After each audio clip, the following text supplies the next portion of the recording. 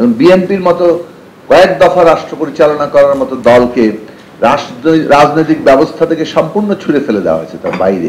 ছাত্ররা অভ্যুত্থান করে যে একটা নতুন রাজনৈতিক বন্দোবস্তের দাবি করলো, কিংবা একটা দেশে একটা রাষ্ট্র ব্যবস্থার পরিবর্তনের জায়গার দাবি করলো, সাংবিধানিক পরিবর্তনের জায়গা দাবি করলো, সেটা তো একেবারে আকাশ থেকে আসেনি, কিংবা ওই মুহূর্তে তাদের কোনো জ্ঞানগর্ভ উপলব্ধি থেকে বলে ফেলেছে। ব্যাপারটা এরকম না। জনগণ যেটা গ্রহণ করার জন্য প্রস্তুত ছিলেন, কারণ রাজনৈতিক সংগ্রামটা আগেই দাঁড়িয়েছে।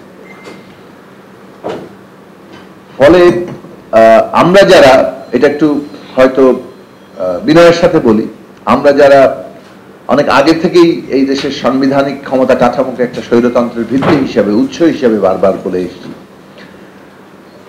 সেটা বাংলাদেশে যখন বৃহৎ রাজনৈতিক দলগুলো যারা এই ক্ষমতা পরিচালনা করেছেন তাদের অভিজ্ঞতার মধ্যে এসে বাস্তবে দাঁড়ালো।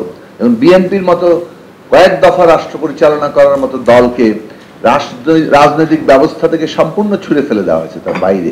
এইটা একটা জাতীয় উপলব্ধিতে পরিণত হয়েছে। সেই দিক থেকে বলবো যে ন্যূনতম আকাঙ্ক্ষার জায়গা এইটা, যে বাংলাদেশ একটা গণতান্ত্রিক ব্যবস্থায় যেতে চায় এবং তার জন্য রাষ্ট্রের একটা গণতান্ত্রিক পুনর্গঠন দরকার। সংবিধানের ক্ষমতা কাঠামো সহ আমাদের এমন ব্যবস্থা তৈরি করা দরকার যেখানে জবাবদিহি তৈরি হবে। এখন এই ন্যূনতম আকাঙ্ক্ষার পথ পদ্ধতি কি হবে সেটা নিয়ে নির্বাচনের পর থেকেই অভ্যুত্থানের পর থেকে আমরা দেখতে থাকলাম যে আমাদের মধ্যে পার্থক্য ক্রমাগত তীব্র হচ্ছে। 8 তারিখে কিন্তু একটা ঐকমত্যের জায়গা এসেছিল, যদিও সবার সাথে আলাপ হয়েছিল, ব্যাপারটা এরকম নয়। বৃহৎ স্টেক হোল্ডারদের সাথে হয়তো আলাপ হয়েছিল। আমরাও স্টেক হোল্ডার ছিলাম।